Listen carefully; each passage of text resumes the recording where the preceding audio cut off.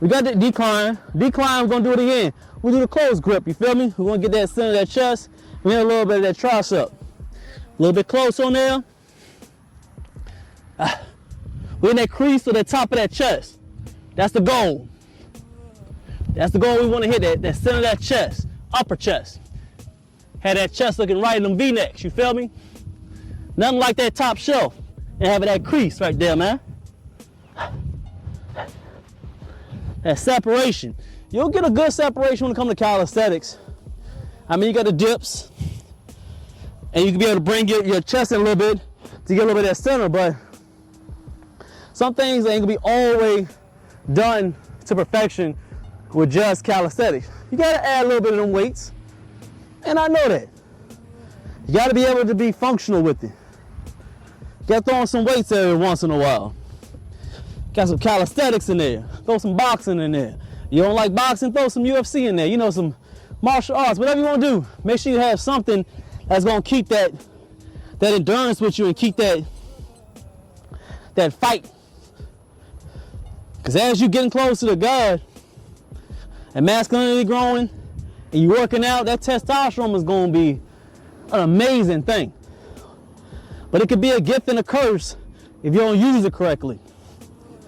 Some days, I ain't going to hold you. I'm a godly man. I be wanting to fight. I don't know why. It is not an anger thing. Nope. It's not an anger thing. It's not a malicious thing. It's just the testosterone rolling through you. So you gotta have some type of outlet. So I would say boxing. Go harder on the weights, work out a little bit more, get that out. You feel me? You gotta have some type of outlet. Because if not, you don't use it for the wrong thing. We see it a lot. So figure it out. Have any questions? Hit that inbox, man. Hit that comments. Let's get 3 more.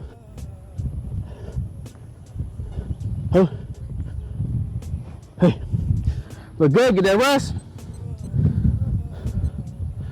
And we'll get that verse of that day. Shall we got the verse of the day? Verse of the day comes from Psalms, chapter 77, verses 11 through 12. So we got verses of the day, all right? I will remember the deeds of the Lord. Yes, I will. Remember your wonders of old. I will meditate on all your works and thoughtfully consider all your deeds.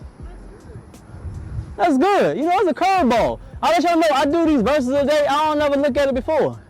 I wait until I get on camera to be able to read them so you get that fresh opinion from me. You feel me? You know, because we ain't no preachers. We just gonna talk about it a little bit more. I'll read it one more time. I know, because you're looking like I don't know. No, I'm meditating. Meditate through it? I'll read it one more time for the people. We got it from Psalms, chapter 77, verses 11 through 12. I will remember the deeds of the Lord. Yes, I will. Remember your wonders of old. I will meditate on all your works and thoughtfully consider all your deeds. It's so easy for us to forget what he did for us. Yeah, that's facts. That's exactly what I was about to say. People have, especially this time, this day and age, for that verse of the day, awesome. What I got from it, this time right now, we live in a microwave stage right now, and it just, people think that if you don't do something for them, or they don't see what you're doing for them, or either positively or negatively, they remember about it right now, and they don't forget about the thing that happened last week, or months, or years, or decades ago, all because they just remember what's going on right now. We're in that microwave little time society right now. So, especially if you don't realize the things that's happened a month ago and you don't recognize it, sometimes it's hard to forget all the stuff, thousands of years of what God and what Jesus did for us. He already put his life on line, you know, for our sins, man. And some people don't realize that. They just forget about it to a point where they only think about it or realize it maybe once a week when they go to church every Sunday. They forget about what that person prayed to Uh-huh. be delivered from, and they get delivered and go right back to doing what they And go right back to it, man. People, we see it all the time. You may not admit it. You'll see the same person just thank you. And then 2 days later, they're doing right the same thing over again. When you're on a problem with God, hey man, all the stuff I done did, and you ask for forgiveness, and then you go back to what you was doing, I'll be like, God, how many times am I supposed to forgive you? Even though he will, if you're honest and your heart is pure. You feel me? I mean, he said, there's a lot of verses, I like to say, I'll be paraphrasing a lot of stuff, but 70 times how many? Yeah, 70 times 7. But he always said that when it comes to sin, he forgives sin if you're unknowingly of it. Meaning that if you know it's a sin, like you know heartily, you know it's a sin, and you just keep doing it over again, he gonna look at you like, yo, you're not serious about it. You're not at all. So how can you believe all the things that he's done for us, and you just keep on doing this same wrong thing over and over and over again? And trust me, I know it's hard. I'm human just like everybody else. But sometimes you gotta get real with yourself and understand when you're doing something wrong and just stop. Sit in it. Be like, yo, I don't need you to do this over and over and over, and asking for forgiveness is just not gonna work all the time, man. And I'm not God, so I don't know if he'll forgive or not. But I do know, and I read the passages where he's always saying, he said that if you know there's a sin and you keep on doing it,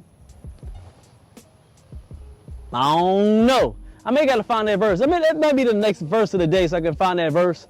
Read it multiple times in the Bible. I'm just, like I said, I'm not a Bible thumper, so I don't remember every single verse. I'm not trying to. I live by God. I don't just live by the book. You gotta be able to live by God. A lot of people that are Bible thumpers, they read back and front, but they don't live holy at all. It's embarrassing. So that makes sense. We'll keep on elaborating on it. Hit that like. We're going to continue to talk about it. But what I got from it, honestly, just maybe one sentence to it. Just don't forget about his deeds, and stay faithful to him. And when you're able to see that clearly, when it comes to that next sin that you're about to commit, you'll think about that. He did this for me. All the things that he done did. Why would I go back and go wrong when I can stay right and keep on following him? Makes sense? Hit that like for me. We're going to get another set in. Appreciate everybody coming through. What's good, everybody? Hit that salute for me. Almost there. What's good, boss? Hey, yo, Dion. What's good, boss? You know we getting that money in, man. Hey, Derek Jackson. What's up, boss? Everything good, man.